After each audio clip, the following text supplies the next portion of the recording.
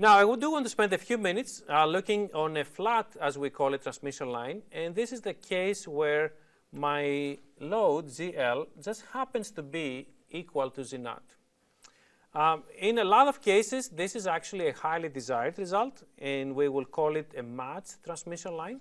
Or less times, we'll call it flat transmission lines. You will see this is a result out of the graphs that we will see in a second.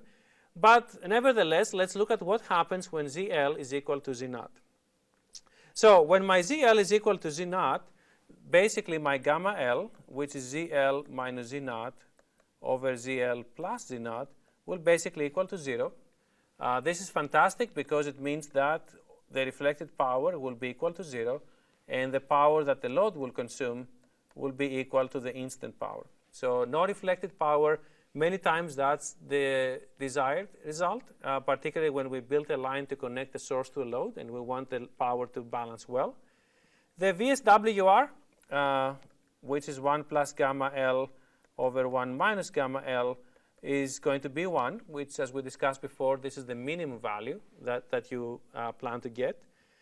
Now, the V of Z is having now only the incident wave, so it's V naught plus e to the negative j beta z, while the IZ is also very simple, is V naught plus divided by Z naught e to the negative j beta z.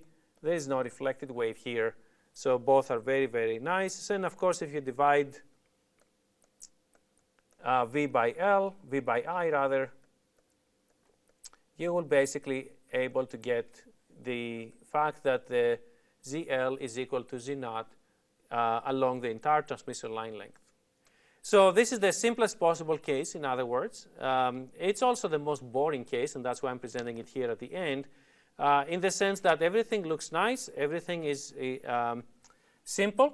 You have a constant voltage. There's no maximum or minimum, hence the name flat line. And that's true both for the voltage as well as for the current, as you will see here. So this is the case of the matched transmission line.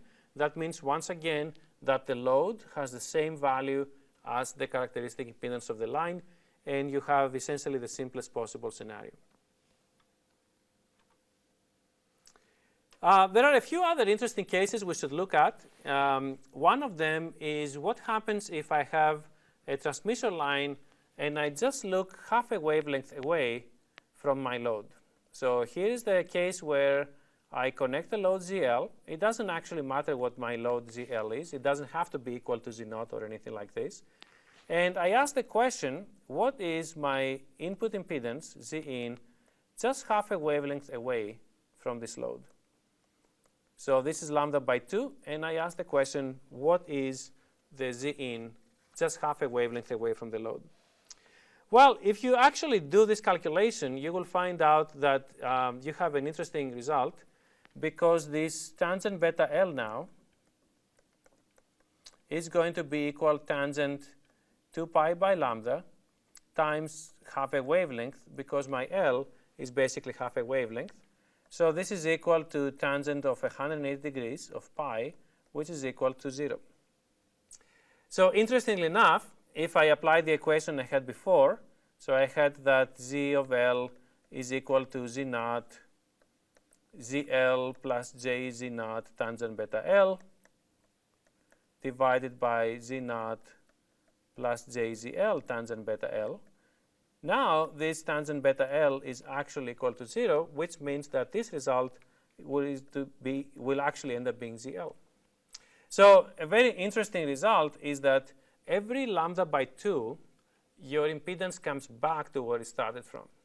So yes, you can start from ZL, you can change the impedance as you're moving away from the line, but every lambda by 2, you're going to come back to the same impedance ZL.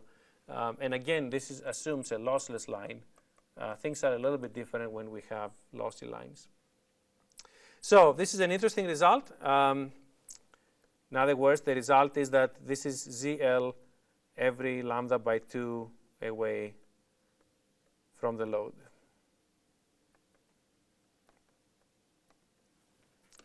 All right, good.